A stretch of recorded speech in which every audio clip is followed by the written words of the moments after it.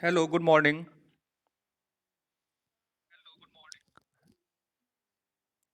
हेमंत, कीर्ति, पूनम,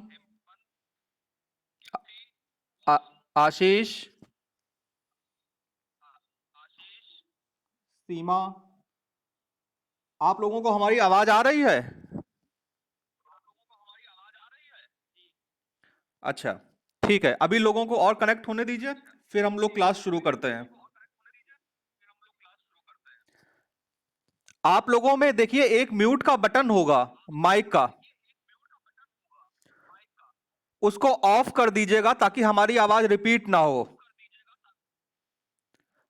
फिर जब हमें बोलना होगा तो हम आपको से खुलवा लेंगे। ठीक है?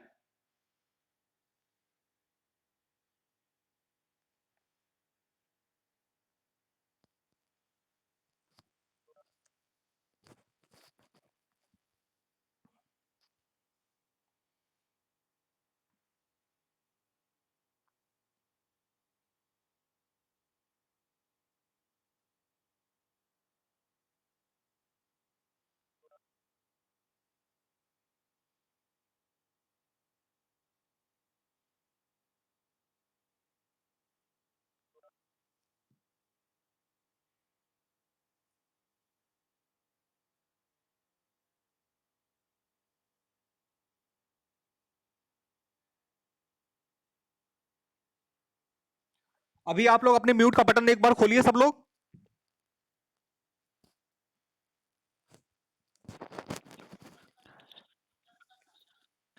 इससे पहले जब क्लास हुई थी तो कौन कौन लोग उपस्थित थे?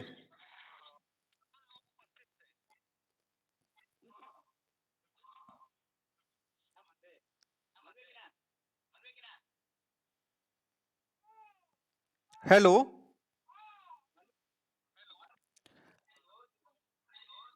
इससे पहले जब क्लास हुई थी तो कौन कौन लोग थे?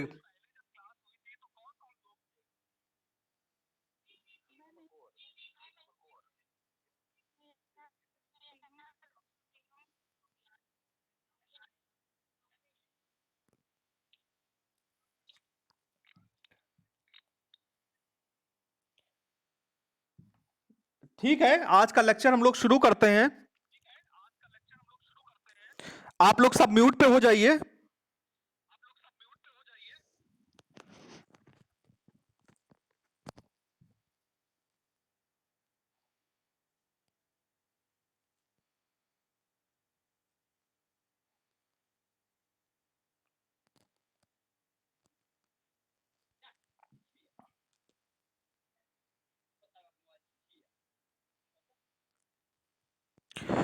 लास्ट क्लास में हम लोगों ने डिस्कस किया था कि 19वीं शताब्दी का ये जो भूगोल का विकास हो रहा था, इसमें डार्विन का क्या प्रभाव पड़ा।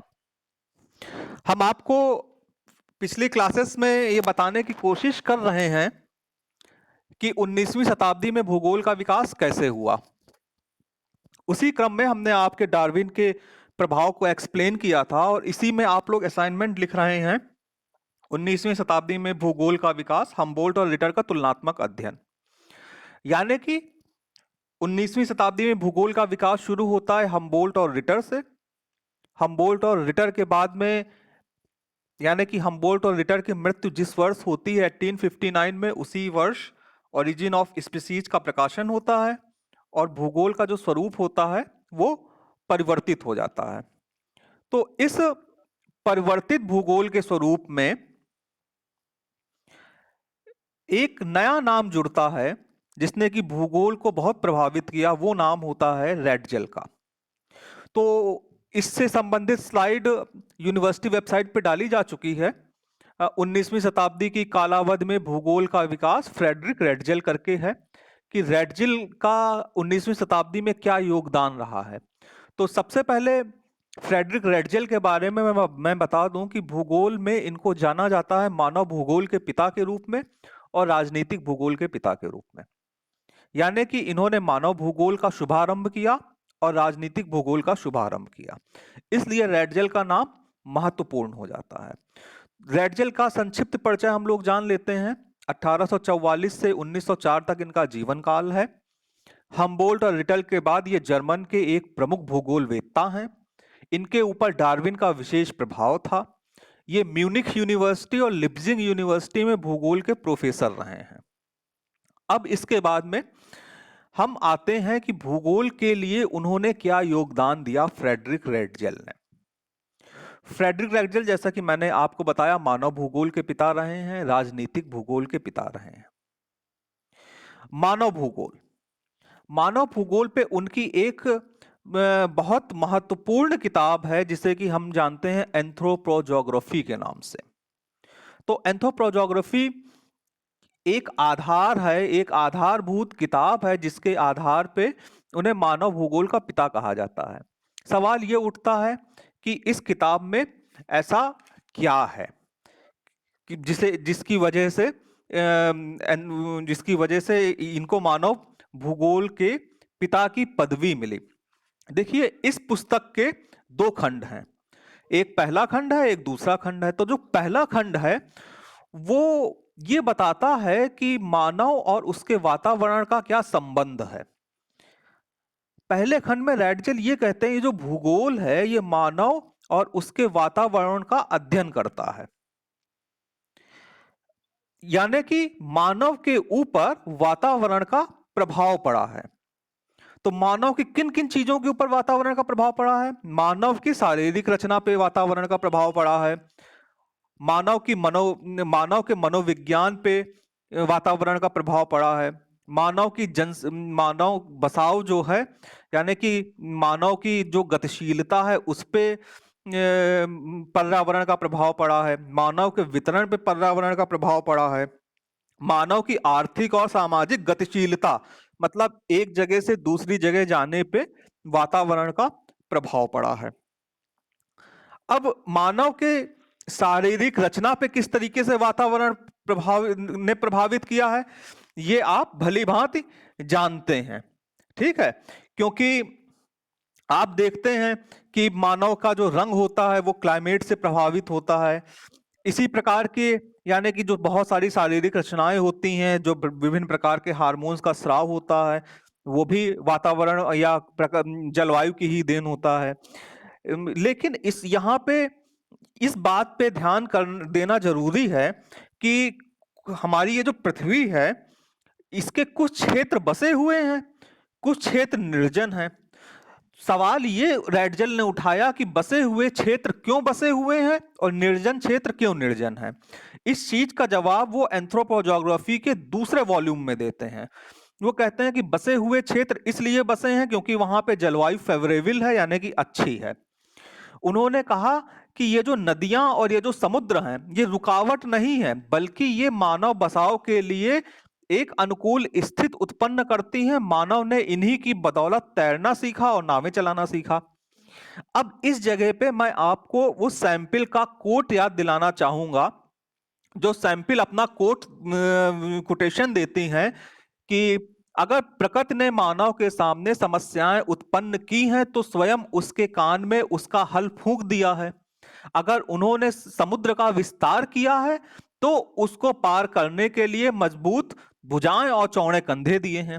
अब इस कथन के आलोक में या प्रकाश में रैडजेल की इस बात को देखिएगा कि मानव के लिए नदियां व समुद्र रुकावट नहीं बने हैं, बल्कि उन्होंने मानव को तैरना और नावें चलाना सिखाया है। अब इसके बाद में जो क्षेत्र बसे हैं, कोई क्षेत्र बसता क्यों है? जब कहीं दूसरे जगह से लोग आकर के कहीं रहने लगते हैं, ठीक है। आप लोगों को हमारा आवाज सुनाई दे रही है? हेलो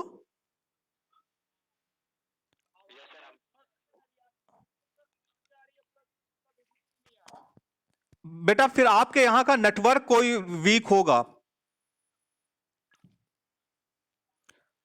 क्योंकि सुनाई दे रहा है बेटा, आपकी आपकी तरफ का नेटवर्क डाउन होगा। मेरी तरफ से वीडियो का टेलीकास्ट लगातार हो रहा है।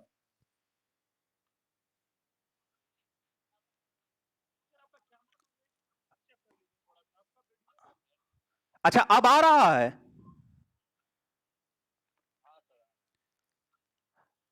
और आवाज? आवाज आ रही है ना मेरी? आप लोगों को पहुंच रही है? अच्छा, ठीक है। ठीक है, फिर मैं अपनी बात आगे शुरू कर रहा हूं। जी हाँ। हेलो।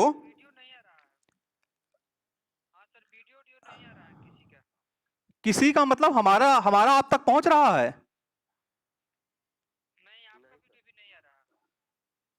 अब आया? अब आया? बेटा बेटा नेटवर्क उधर से खराब, नेटवर्क उधर से खराब होगा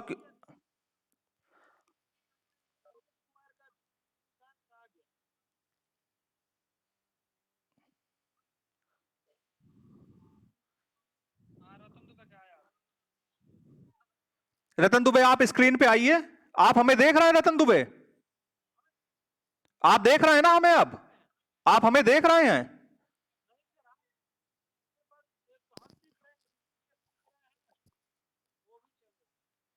हाँ, तो नेटवर्क,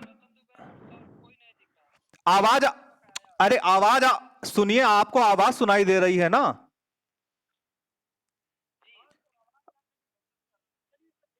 तो आवाज आप सुनिए, आवाज आवाज ही सुनने का वो है मतलब। बात जब होगी तब देख लेंगे आगे, है ना? आवाज पहुंचनी चाहिए। आवाज आ रही है ना? ठीक, नेटवर्क का इशू है। ठीक है, मैं लेक्चर को आगे शुरू करता हूं। ठीक है, तो हम लोग डिस्कस कर रहे थे, बसे हुए क्षेत्रों की व्याख्या कर रहे थे कि रेडजल ने बताया कि बसे हुए क्षेत्र क्यों बसे हुए हैं और जो क्षेत्र नहीं बसे हैं वो क्यों नहीं बसे हैं। तो इस संबंध में हम जलवायु के प्रभाव को समझ चुके थे। जो नदियां और समुद्र हैं वो किसी भी प्रकार का प्राकृतिक अवरोध नहीं बनी, इस संबंध में समझ चुके थे। हम लोग डिस्कस इसके बाद में कर रहे थे कि कोई जगह बसती है, किस तरीके से बसती है? प्रवास द्वारा। जब जैसे कि कोई आसपास कोई नगर है तो आसपास के गांव के बहुत सारे लोग वहां पे जाकर के बसते हैं। इसी तरीके से ये जो बसाव है, ये जब शुरुआत में जब पहले जब देश बसना शुरू हुए तो बड़े पैमाने पे ये प्रवास हुआ। तो प्रवास उन जगहों पे हुआ जिनकी अवस्थिति यानी कि लोकेशन अनुकूल थे, यानी कि जो शीतोष्ण प्रदेश थे वहां पे ज्यादा हुआ, और जो भूमध्य सागरीय प्रदेश थे वहां पे ये बसाव कम हुआ। समुद्र और द्वीप वाली स्थिति जहां पे थी वहां पे बसाव कम हुआ। जो क्षेत्र बीचों बीच में थे महाद्वीप के, अब महाद्वीप के बीचों बीच में उन्होंने कहा बफर लोकेशन। बफर लोकेशन यानी कि इस लोकेशन को ऐसी लोकेशन माना गया था कि यहाँ पे परिवहन के साधन कम थे, तो ऐसी जगहें भी मानव को नहीं आकर्षित कर पाई, यानी कि ये भी बिना बसे रह गए। और प्रकीर्ण स्थिति यानी कि जो एकदम अलग थलग थे, तो ये अलग थलग वाले स्थान भी मानव के बसाव के लिए उपयुक्त नहीं माने गए। इस तरीके से ये जो एंथ्रोपोजोग्राफी थी, इस एंथ्रोपोजोग्राफी ने मानव और वातावरण को आपस में कनेक्ट करके एक सामाजिक डार्विनवाद की बुनियाद डाली। ठीक है, अब हम लोग डिस्कस करेंगे कि रेडजेल को कहा जाता है राजनीतिक भूगोल का पिता। ठीक है, तो राजनीतिक भूगोल का पिता रेडजेल को क्यों कहा जाता है? हेलो, को हाँ बोलिए।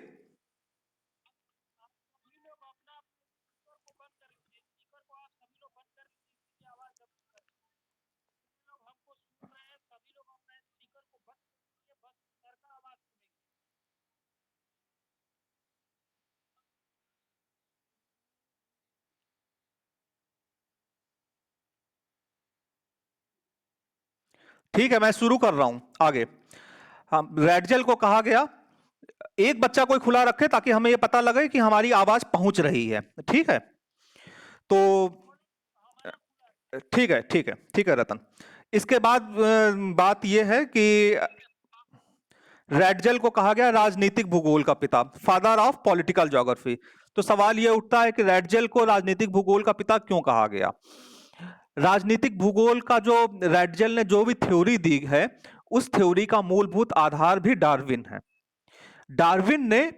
डार्विन के विकासवादी सिद्धांत के आधार पे रैटजेल ने राज्य की जैविक संकल्पना दी। अब आप लोग सुन रहे होंगे जिस समय मैंने डार्विनवाद को एक्सप्लेन किया था कि ये राज्य की जैविक संकल्पना क्या है। जैविक मतलब होता है जीव, ठीक है, यानी कि उन्होंने राज्य को एक जीव माना, ठीक है। जीव मतलब आप समझ लीजिए मानव भी एक जीव है, ठीक है। यानी कि उन्होंने राज्य की तुलना एक तरह से मानव शरीर के रूप में की, ठीक। जिस तरह से ये मानव बिना भोजन के नहीं रह पाता, ठीक उसी प्रकार से राज्य भी बिना मानव के नहीं रह पाता। यानी कि मानव को जीवित रहने के लिए भोजन चाहिए, तो राज्य को जीवित होने के लिए क्या चाहिए? जनसंख्या चाहिए। कोई भी राज्य जीवित नहीं रह सकता अगर उसके पास जनसंख्या ना हो, ठीक है। मानव के हाथ पैर होते हैं, ठीक है। तो जो राज्य का क्षेत्र है, क्षेत्र मतलब उसका एरिया या क्षेत्रफल, वो उसके हाथ पैर की तरह होता है। और ये जो त्वचा है, जैसे कि आदमी के ऊपर की ये जो स्किन है, ठीक है, तो राज्य की स्किन क्या है? उसकी सीमाएं, बाउंड्रीज। जिस तरह मानव के अंदर धमनियां होती हैं, नसें होती हैं, उस तरह राज्य की धमनियां क्या हैं? उनके परिवहन के मार्ग, ठीक है। जिस तरह मानव के अंदर हृदय होता है, दिल होता है और मस्तिष्क होता है, उसी तरह राज्य का हृदय राजधानी होती है, ठीक। यानी कि उन्होंने पूरे राज्य को एक शरीर के रूप में, एक जीव के रूप में बताया। फिर उसके बाद वो कहते हैं लेबेंसरॉम मतलब लिविंग स्पेस, यानी कि वही राज्य जिंदा रहता है या जीवित रहता है या अस्तित्व में रहता है जो अपने आप को प्राकृतिक दशाओं के अनुसार व्यवस्थित कर लेता है, ठीक है। या वही राज्य जीवित रहता है जो कि सर्वाइवल ऑफ फिटेस्ट रखता है, या वही राज्य जीवित रहता है जो संघर्ष के बाद में भी अस्तित्व में बना रहता है। यानी कि जिस तरीके से पेड़ पौधे, जीव जंतु स्व अस्तित्व के लिए संघर्ष करते हैं, ठीक उसी तरह कोई राज्य अपने अस्तित्व के लिए क्षेत्र अधिग्रहण करता है। अगर वो ऐसा नहीं करेगा तो वो जीवित नहीं रहेगा, उसका अस्तित्व सुरक्षित नहीं रहेगा। यानी कि विकसित मानव वाले राज्य कम विकसित मानव वाले राज्यों के ऊपर अधिकार करके अपने क्षेत्र को बढ़ाते हैं ताकि उनका अस्तित्व बना रहे। यही लिविंग स्पेस है, यही राज्य का जैविक सिद्धांत है। तो और इस सिद्धांत का ने आगे जा करके जियोपॉलिटिक का विकास किया, और इसी का एक बहुत बड़ा प्रभाव सिर्फ भूगोल पे ही नहीं, इतिहास पे भी पड़ा कि फिर द्वितीय विश्व युद्ध के रूप में हमें कुछ परिणाम देखने को मिले। लेकिन वो सब बातें हम लोग जब पॉलिटिकल ज्योग्राफी पढ़ेंगे तो वहां पे पढ़ेंगे जहां भू राजनीति आएगी। हम टॉपिक से नहीं हटते हैं, हम लोग रैटजेल को ही डिस्कस कर रहे हैं। तो रैटजेल ने, आपने देखा कि मानव भूगोल और राजनीतिक भूगोल, इस तरीके से वो दो टाइटल से नवाजे गए हैं कि फादर ऑफ ह्यूमन ज्योग्राफी है भी हैं, फादर ऑफ पॉलिटिकल ज्योग्राफी भी हैं। लेकिन रैटजेल क्या है खुद में? रैटजेल खुद में बहुत मुश्किल है। रैटजेल की जो मेथोडोलॉजी है, मेथोडोलॉजी होती है कि काम करने का तरीका। जैसे कि आपने हमबोल्ट को पढ़ा कि उनकी अनुभाविक शैली है, रिटर को पढ़ा उनकी अनुभाविक शैली है, ठीक। रैटजेल भी अपने संबंध में स्वयं कहता है कि मैंने भ्रमण किया, यानी कि मैंने घूमा, फिर मैंने आरेख बनाए, यानी कि जिन जगहों पे गया मैंने वहां के स्क्रैचेस बनाए, फिर मैंने व्याख्या की, यानी कि फिर मैंने जो स्क्रैचेस बनाए और जो मैंने भ्रमण किया उसके आधार पे ही मैंने सारी व्याख्याएं की, और इस तरह मैं प्रकृति के स्वरूप को जानने में समर्थ हो पाया। यानी कि मेरा जो नॉलेज है वो एक कमरे के अंदर बैठा हुआ नहीं है, मैंने ज्योग्राफी को बाहर निकल करके घूमा है, खुद उसके स्क्रैचेस किए हैं, फिर जो मैंने थ्योरीज डेवलप की हैं। यानी कि उसका जो नॉलेज है वो एक तरीके का अनुभाविक है या एम्पिरिकल है, ठीक। अब इसी तरीके से इनकी मेथोडोलॉजी डिस्कस हो गई, इनकी शिष्या सैंपल रही हैं और हैटनर भी रहे हैं। तो हैटनर ने भी इनके अंडर में शोध किया है। हैटनर भी इनके शिष्यों में ही गिने जाते हैं। और हाँ हाँ, हैटनर भी गिने जाते हैं। मैं 1 मिनट आपको कंफर्म करके बता रहा हूँ। हाँ, उनके निर्देशन में फिशर और हैटनर जैसे अनेक विद्वानों ने शोध कार्य किया। हैटनर भी इनके अंडर में पीएचडी करने वालों में है। लेकिन सैंपिल इनकी प्रमुख शिष्या रही हैं, जिनके ऊपर इनकी विचारधारा का व्यापक रूप से प्रभाव पड़ा है, और सैंपिल ने इनको समझने का काम किया है। सैंपिल के जो इन्फ्लुएंस ऑफ ज्योग्राफिकल एनवायरनमेंट है, वो बेसिकली इनके ही कार्यों का अनुवाद मानी जाती है। और इंग्लिश में, यानी कि इन्होंने जर्मन में लिखा था और उन्होंने इंग्लिश में लिखा था। अब यहाँ पे एक चीज सैंपिल इनके बारे में कहती हैं, रैडजेल के बारे में, कि जैसे जैसे रैडजेल ने भूगोल में काम करना शुरू किया, तो उनके आगे विभिन्न प्रकार की समस्याएं आई। समस्याएं का मतलब ये घर और दुनियादारी की नहीं है, वो जो अध्ययन की समस्याएं होती हैं वो अध्ययन की समस्याएं हैं। जैसे कि उन्होंने किसी प्रदेश को देखा और मतलब कि उस व्यापकता के साथ में देखा कि वो मानव को भी देख रहे हैं और वातावरण को भी देख रहे हैं और एक बहुत ब्रॉड कैनवास को देख रहे हैं, कि उसको उनको शब्दों की सीमाओं में बांधना है। तो वो ये कह रही हैं कि इतना दूर तक देखने के कारण रैडजेल कभी कभी बहुत पास की चीजें नहीं देख पाए, लेकिन उनकी इस गलती में या विचारों के इस प्रवाह में बढ़ जाने के कारण उनका बड़प्पन है, जिससे कि उनकी जो सीमाएं हैं वो दिखाई पड़ती हैं, कि एक आदमी की, एक मानव की एक कुछ लिमिटेशंस होती हैं, वो एक लिमिट में सोच सकता है। यानी कि वो इतना दूर तक देखते थे कि जो पास की चीजें हैं वो उन्होंने उनसे छूट गई या उनसे अनदेखा हो गई या स्किप हो गई या मानव स्वभाव के कारण रह गई। यानी कि सैंपल बहुत साध करके बात को यहाँ पे कह रही हैं।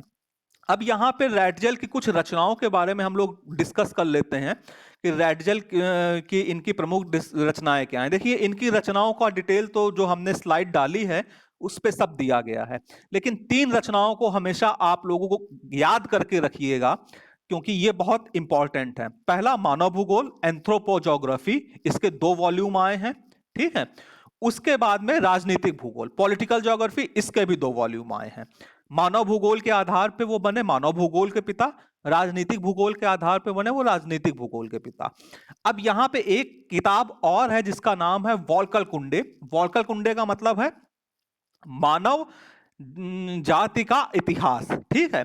अब यहाँ पे कंफ्यूज आदमी लड़का तब होता है जब वॉल्कर कुंडे पूछा जाता है कि वॉल्कर कुंडे किसकी पुस्तक है, तो लड़का सोचता है कि हो सकता है रिटर की पुस्तक हो, क्योंकि अर्ड कुंडे उनकी थी, ठीक है। लेकिन अर्ड कुंडे रिटर की थी, वॉल्टर कुंडे रैडजेल की है। इस बात को आपको हमेशा ध्यान में रखना है, किसी भी तरीके से कंफ्यूज आपको नहीं होना है। इसको अच्छी तरीके से पढ़ लीजिएगा कि वॉल्कर कुंडे जो रचना है वो रैडजेल की ही है और अर्ड कुंडे जो है वो रिटर की है।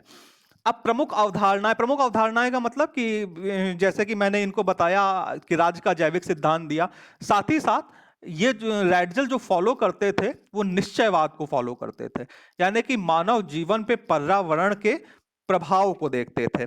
लेकिन इनका जो इनका ये मतलब थोड़ा सा जो नियतवाद था, उस नियतवाद में इस कोटेशन को जरा सा सुन लीजिए आप लोग, तो समझ में आएगा कि उन्होंने अपनी पुस्तक के प्रथम खंड में मानव को प्राकृतिक परिवेश की प्रमुख उपज माना, ठीक है। प्राकृतिक परिवेश की प्रमुख उपज माना। रैडजेल ने क्या कहा था? मानव भूतल। सैंपल ने क्या कहा था? इनके शिष्य ने मानव भूतल की उपज है, ठीक है। इससे निश्चयवाद की विचारधारा को बल मिला। मानव को पृथ्वी पर ही रहना है, ये रैडजेल कह रहे हैं कि मानव को पृथ्वी पर रहना है, जिस पर उसका भाग्य निर्भर करता है। उसे प्रकृति के बनाए हुए नियमों के अनुसार ही चलना पड़ता है, ठीक है। डार्विन की बात को आगे बढ़ाते हुए उसने मानव को विकास की अंतिम कड़ी माना। चूंकि मानव ने प्राकृतिक वातावरण के अनुसार अपने को ढाल लिया है, इसलिए ही वह अपनी कार्यकुशलता का प्रभाव दिखा पाता है। यहां पे यह बात नोट करने वाली है कि रैडजेल मानव की कार्यकुशलता को कंसीडर कर रहे हैं, यानी कि इससे पहले जब प्रकृति का पूर्ण रूपेण नियंत्रण माना जाता था तो वहां पे मानव की कार्य कुशलता का कोई स्थान नहीं था। यानी कि अब जो ये नियंत्रण है वो प्रभाव के ओर बढ़ रही है, यानी कि अब हम प्रकृति को प्रभावित कर रहे हैं और प्रकृति हमें प्रभावित कर रही है। हम प्रकृति का नियंत्रण स्वीकार नहीं कर रहे हैं। ये एक नया डेवलपमेंट था मानव और प्रकृति के अंतर संबंधों के संबंध में। तो ये अरस्तू के नियतवाद और रैडजल के नियतवाद में फंडामेंटल अंतर है, जिसे कि आप लोग समझने की कोशिश कीजिएगा, कॉन्सेप्ट को समझने की कोशिश कीजिएगा, जो बहुत माइनर सा है, लेकिन ये चीज यहां पे उभर के सामने आती है। जब आप विश्लेषण करेंगे, कंपटीशन की नजर से पढ़ेंगे तो कोई अंतर नहीं है, लेकिन जब आप थॉट को डूब करके सोचेंगे कि एक दो स्कॉलर एक बात तो नहीं कहेंगे ना, हम कोई बात कह रहे हैं, हमसे 50 साल बाद कोई आदमी आएगा तो हमसे अच्छी बात कहेगा और उसको अलग लहजे में कहेगा, तभी तो उसकी बात की वैल्यू होगी। ठीक यही चीज है कि रैडजल ने जो डिटर्मिनिज्म दिया वो थोड़ा सा रिफाइन दिया कि भाई देखो, पूर्ण रूप से नियंत्रण नहीं है, मानव प्रकृति को भी प्रभावित करता है, प्रकृति मानव को भी प्रभावित करता है, मानव अनुकूलित हो जाता है प्रकृति के अनुसार, और उस हिसाब से वहां पे डार्विनवाद का उन्होंने इंपैक्ट बताया।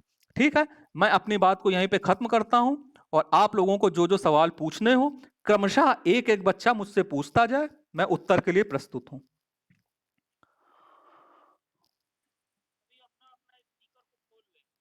हाँ, सब लोग अनम्यूट हो जाएं और अपने अपने अपने अपने सवाल मुझसे पूछते जाएं।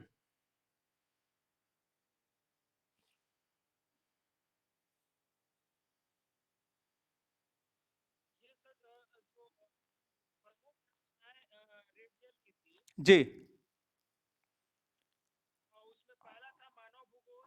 नहीं हम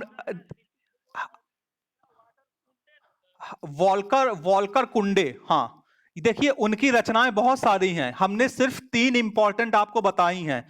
बाकी सारी रचनाओं की लिस्ट जो पीपीटी यूनिवर्सिटी वेबसाइट पे अपलोड किया गया है उस पे है। एक कैपर्सन ने यह कहा है कि रैडजल ने 24 पुस्तकें, 540 से अधिक लेख और 600 से अधिक पुस्तकों की समीक्षाएं लिखी और 146 लघु जीवन वृत्तांत लिखे। ठीक है, तो इतना लंबा चौड़ा उनका मतलब कि रचना संसार है, जिसे कि मतलब कि यहां पे संपूर्ण नहीं लिखा जा सकता है। तो जो अति महत्वपूर्ण था उसका मैंने आपसे डिस्कशन किया। जी,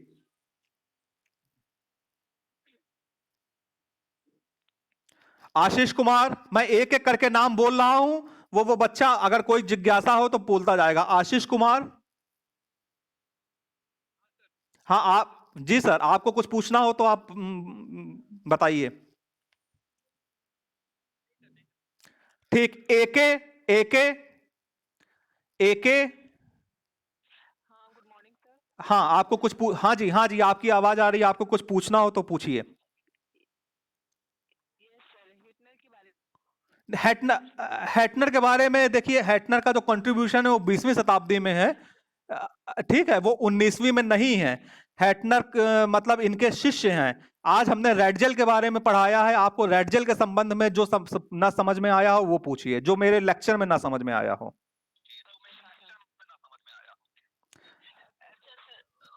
जिसका मैं नाम बोलूं वही अपना माइक खोलेगा। मैं यहाँ पे यहाँ पे लिस्ट है, सब बाकी सब लोग माइक बंद कर लें।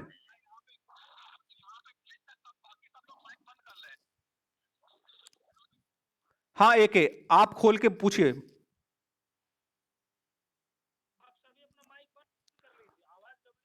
हाँ, एके। हाँ, रेडजिल। जी जी, क्या आपने बताया, पूछा? हाँ, वॉल्कर कुंडे, मानव जाति का इतिहास। जी हाँ, रेडजेल की बुक है ये, वॉल्कर कुंडे। इसके 3 वॉल्यूम है, 1885 में एक आया है, 1886 में एक आया है, एक 1888 में आया है।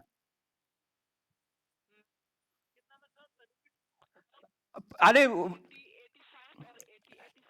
1885, 1886, 1888, वो जो यूनिवर्सिटी की स्लाइड है उसमें सब कुछ लिखा हुआ है बेटा, आप देख लीजिएगा वहां पे। ठीक, अमर कुमार। अम, अमर कुमार, अगर आपको कुछ पूछना हो पूछिए। अमर कुमार। अमर कुमार। आपको अगर कोई जिज्ञासा, ठीक है, ठीक है। अंजलि सिंह, अंजलि सिंह। हाँ, गुड मॉर्निंग। पूछिए, आपको कुछ पूछना हो तो।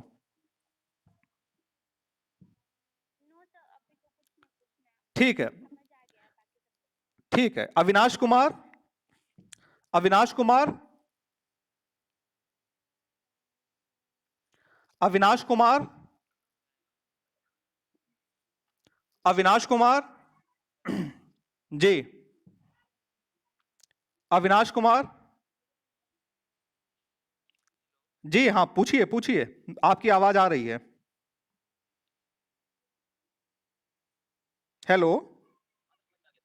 जी, समझ में आ गया, ठीक है। कृतिराज, कीर्ति राय, कीर्ति राय, कीर्ति राय। पिंटू, मोहम्मद पिंटू, एमडी पिंटू। जी, आपको कुछ पूछना हो तो पूछिए। मोहम्मद पिंटू अंसारी, कुछ पूछना हो तो पूछिए।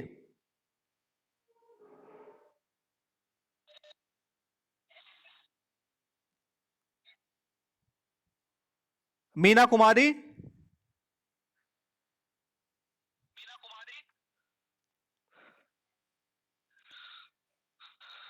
बाकी प्रियांशु, प्रियांशु, पूनम, राज कपूर, राज कपूर, रतन दुबे। कुछ पूछना हो तो पूछिए। जी,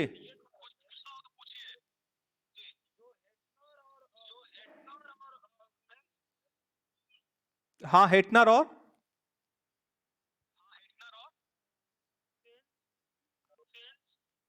एक एक आपकी आवाज साफ नहीं आ रही। बाकी लोग बंद कर दे भाई।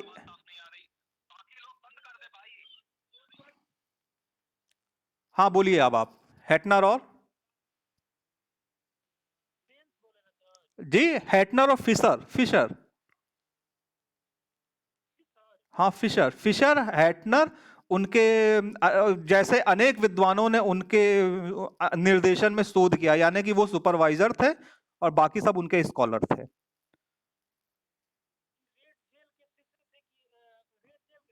रेड जेल के शिष्य थे भाई, हेटनर और फिशर। ठीक, ठीक, ठीक। सच्चिदानंद, सच्चिदानंद, शिवानी कुमारी। हाँ, पूछिए। Good morning.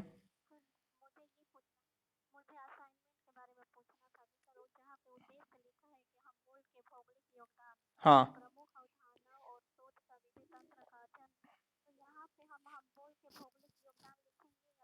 नहीं, जो, देखिए, देखिए, सुनिए, सुनिए, जो उद्देश्य में आप केवल ये बताएंगे कि आप किस चीज का अध्ययन करने जा रहे हैं, ठीक है। अध्ययन आप लिखेंगे विवेचना में, वहां पे सिर्फ आप ये बताएंगे कि आप इस चीज का अध्ययन करने जा रहे हैं उद्देश्य में। जैसे कि मैंने उद्देश्य 3 लाइन में लिखे हैं, उसी तरीके से आप सिर्फ 3 लाइन में उद्देश्य लिखेंगे, ठीक है। उसके बाद आप उसकी विवेचना विवेचना के खंड में जाके करेंगे, वहां केवल आप ये बताएंगे कि हमारा उद्देश्य ये है इस असाइनमेंट को लिखने का, ठीक है। उद्देश्य होता है असाइनमेंट को लिखने का, क्या उद्देश्य है, फिर उस उद्देश्य की पूर्ति की जाती है विवेचना में। ठीक, ठीक, ठीक, welcome. Shri Shikesh, Shikesh 594, Shri Shikesh 594। Good morning बेटा, बताइए। गुड मॉर्निंग, अच्छा, अच्छा, ऋषिकेश। बेटा, मैंने यूनिवर्सिटी वेबसाइट पे अपलोड कर दिया है, वहां से डाउनलोड कर लीजिए। और कल मैंने क्लासरूम पे भी डाला है फ्रेडरिक रेडजेल के नोट्स को। मैं व्हाट्सएप ग्रुप में अगर आप हैं तो मैं, अच्छा, नहीं, आप अगर मेरे में ऐड होंगे तो फिर हम सदफ मैम वाले में थोड़ो नहीं है, हमने तो अलग से आपको ऐड करा था।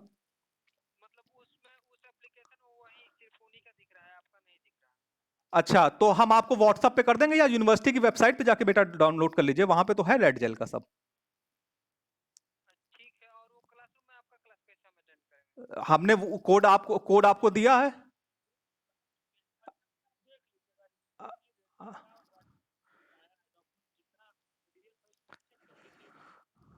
रेड जेल पे बेटा नोट्स बन करके पढ़ चुका है उस पे, है ना।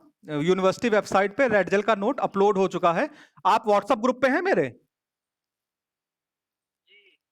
आप व्हाट्सएप ग्रुप पे रहिए, मैं रेड जेल के नोट्स को देखता हूँ कहाँ पे मतलब किया गया है। एक मिनट आप लाइन पे रहिएगा। लास्ट टाइम क्या रतन दुबे क्या चेक करेंगे उसमें?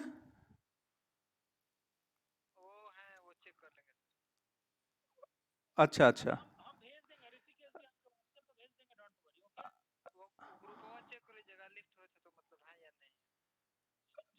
अच्छा मतलब आप व्हाट्सएप पे नहीं हैं?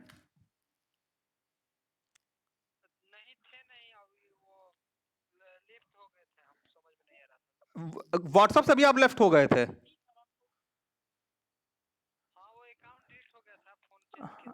अच्छा अच्छा। अच्छा अच्छा, ठीक है। आप अच्छा ठीक है, ठीक है, कोई दिक्कत वाली बात नहीं है। लेकिन आप इनसे ले लीजिएगा, रतन जी से ले लीजिएगा, ये यूनिवर्सिटी की वेबसाइट से जाकर डाउनलोड कर लीजिएगा। अगर इन दोनों जगहों से नहीं मिले तो आप अपना नंबर अपना नाम लिख करके भेज दीजिएगा मेरे मेरे नंबर पे। मैं आपको ढूंढ करके मैं आपको भेज दूंगा। ठीक है। आप अपना नंबर इस पे, मेरा नंबर तो आप जानते ही हैं, नोट कर लीजिए 7238003301। ठीक है। इस नंबर पे आप अपने नाम सहित अपने 7238003301। ठीक है। इस नंबर पे आप मुझे व्हाट्सअप कीजिएगा। ठीक है। पीजी सेमेस्टर 1 लिख लीजिएगा, अपना नाम लिख दीजिएगा, क्या रिक्वायरमेंट है वो लिख दीजिएगा, मैं आपको डाउनलोड करके भेज दूंगा। ठीक है। ठीक, थैंक यू। ये your Aman Aman.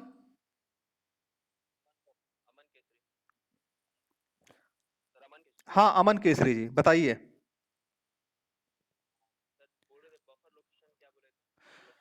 Buffer location का मतलब होता है अंतस्थ स्थान। ठीक है। अंतस्थ स्थान का मतलब होता है लैंड लॉक पोजिशन की, एक ऐसा स्थान जो चारों तरफ से स्थल से घिरा हुआ हो। अब देखिए, ये उस समय की बात है जब इन्होंने एंथ्रोपोजोग्राफी दी। मैंने एंथ्रोपोजोग्राफी का साल बताया है 1891। यानी कि ये वो साल होता था जो वो स्थल से जो खंड बीचों बीच में, यानी कि दूर दूर तक सिर्फ स्थल ही स्थल है, तो वहां पे अगर ट्रांसपोर्टेशन कैसे डेवलप होगा? उस समय तो ट्रांसपोर्टेशन घोड़ा और इन सब चीजों से चलता था। ठीक है। यानी कि ऐसी जगहें अवॉइड की जाती थी जो कि समुद्र या नदी के पास में ना हो, क्योंकि उस समय जो बेसिकली ट्रांसपोर्टेशन हो रहा है वो समझिए नाव और समुद्र से हो रहा है। ठीक। यानी कि जो जगहें लैंड लॉक हैं, यानी कि चारों तरफ से स्थल से घिरी हुई हैं, वो इसलिए नहीं बस पाई क्योंकि वहां पे ट्रांसपोर्टेशन नहीं है। ठीक है। अभिगम्यता नहीं है, परिवहन के साधनों की कमी नहीं है। बफर स्टेट एक पॉलिटिकल टर्म भी है। ठीक है। लेकिन यहाँ पे वो पॉलिटिकल बफर स्टेट के रूप में बफर को यहाँ इस्तेमाल नहीं किया गया, यहाँ केवल बफर लोकेशन के रूप में इस्तेमाल किया गया है। ठीक है। इसको कहा जाता है मध्यवर्ती स्थिति। ठीक। जहां पे बफर स्टेट टर्म इस्तेमाल किया जाता है जब पॉलिटिकल में, तो उसके मानी थोड़े से दूसरे होते हैं। लेकिन यहाँ पे इसको केवल आप ऐसे समझिए कि ऐसी मध्यवर्ती स्थित जो कि स्थलों से चारों तरफ से घिरी हुई हो और वहां पे ट्रांसपोर्टेशन के साधनों का या परिवहन के साधनों का अभाव हो। ठीक। हेलो। हाँ अमन।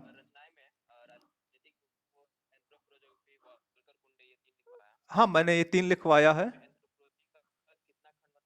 2 खंड हैं एंथ्रोपोजोग्राफी। 2 खंड है, पहला खंड 1882 में है, दूसरा खंड 1891 में है। हाँ। लेबेंस लिविंग स्पेस यानी कि, हाँ, लेबेंस रॉम का मतलब होता है लिविंग स्पेस, यानी कि राष्ट्रों के मध्य अस्तित्व या क्षेत्र अधिग्रहण। अस्तित्व मतलब अपने सर्वाइवल के लिए, खुद अपना एग्जिस्टेंस बनाए रखने के लिए। क्षेत्र अधिग्रहण यानी कि उसे क्षेत्र अधिग्रहण करना पड़ता है, यानी कि जो शक्तिशाली होगा उसे कमजोर राज्य को अपने में मिला के अपने क्षेत्र का विस्तार करना पड़ेगा। राज्यों के बीच में भी वही संघर्ष मिलता है जो पेड़ पौधे जीव जंतुओं के बीच में अपने अस्तित्व के लिए मिलता है।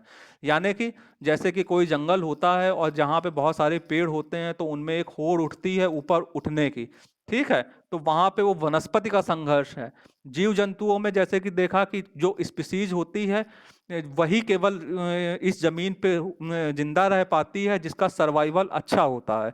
अब जैसे कि आप इस बात को ऐसे समझिए कि जैसे कि आजकल ये महामारी फैली हुई है, ठीक है, कोरोना, ठीक, तो इसमें कहा जा रहा है कि जिसकी इम्यूनिटी सिस्टम अच्छा होगा वो बचेगा, ठीक, यानी कि हम लोगों में से ही जो इसमें सरवाइव वो कर पाएंगे जिनका जो इस चीज से संघर्ष करके इसको जीतेंगे, ठीक है, यानी कि सर्वाइवल ऑफ द फिटेस्ट, जिसकी जिसकी इम्यूनिटी सर्वाइव कर पाएगी, ठीक है, जो कमजोर इम्यूनिटी वाला होगा वो अपना अस्तित्व खो देगा, ठीक। इसी इसी सेंस में समझिए कि हमेशा से जो प्रजातियां लुप्त हुई हैं वो इसीलिए लुप्त हुई हैं क्योंकि वो वहां पे जो चेंज है प्रकृति का उसके साथ में समायोजन या अनुकूलन स्थापित नहीं कर पाई।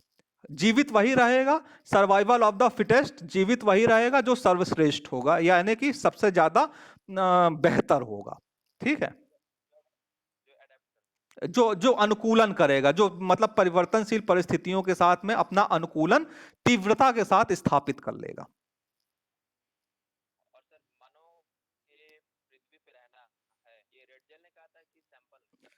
देखिए देखिए देखिए, एक मिनट एक मिनट एक मिनट एक मिनट, मैंने दो कोटेशन को एक साथ यहाँ पे उठाया है। रेडजल ने यह कहा था कि मानव को पृथ्वी पर ही रहना है जिस पर उसका भाग्य निर्भर करता है, यह कथन रेडजल का है, ठीक है। और इस कथन को अब आप, मैंने कहा था, सैंपल के स्टेटमेंट के आलोक में देखिए कि मानव भूतल की उपज है, वह उसकी धूल का एक कण नहीं बल्कि प्रकृति उसकी अस्थि एवं मज्जा में भी समाई हुई है, वो उसकी माँ की तरीके की है। ये जो पूरा स्टेटमेंट आपको कभी पढ़ने को मिल जाए या मुझे मिल जाएगा तो मैं अगली क्लास में शुरुआत उसी स्टेटमेंट से करूंगा, ठीक है।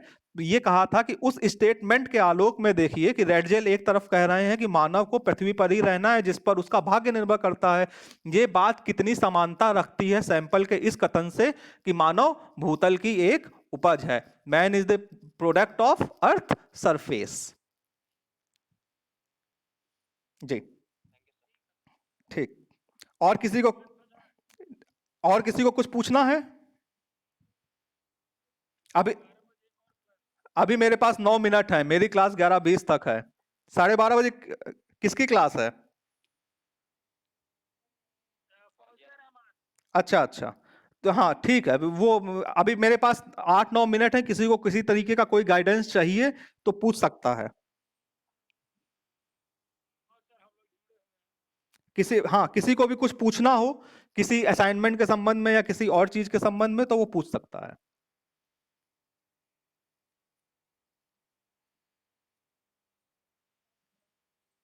जी हाँ,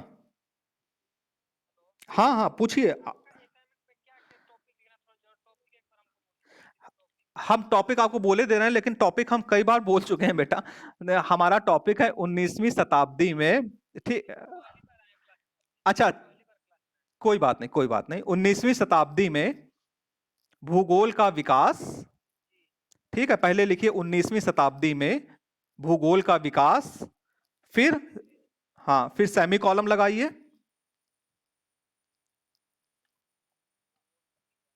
हाँ, फिर सेमी कॉलम लगाइए, फिर लिखिए हम्बोल्ट और रिटल का तुलनात्मक अध्ययन।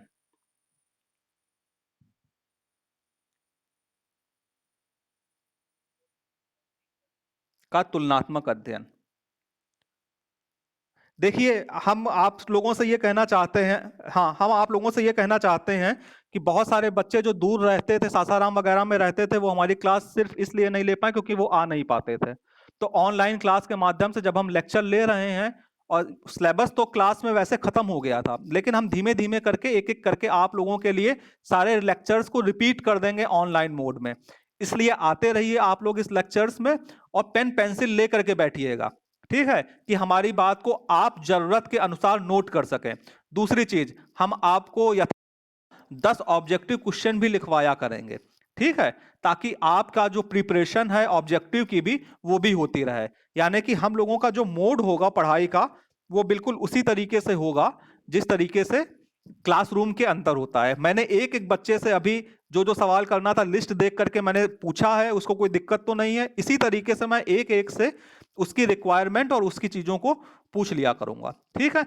और आप लोगों से संभव हो पाए तो मतलब कि अपना वीडियो ऑन कर लिया कीजिएगा, ताकि थोड़ी देर के लिए आप लोगों की उपस्थिति इसमें रही है वो रिकॉर्ड हो जाया करे, ठीक है। कल से ध्यान दे दीजिएगा आप लोग, ठीक। अब 11:15 हो गए हैं। देखिए, हाँ, इसी पेपर में एक दूसरा टॉपिक है, इसी पेपर में एक दूसरा टॉपिक है जिसे अमरीश जी गाइड कर रहे हैं। वो है भूगोल का परिवर्तनशील चिंतन फलक। मैं आपको हिस्ट्री ऑफ ज्योग्राफिकल थॉट पढ़ाता हूं। ये पेपर नंबर 3 है। ये पेपर नंबर 3 का असाइनमेंट मैंने आपको बताया है। हाँ, हेलो।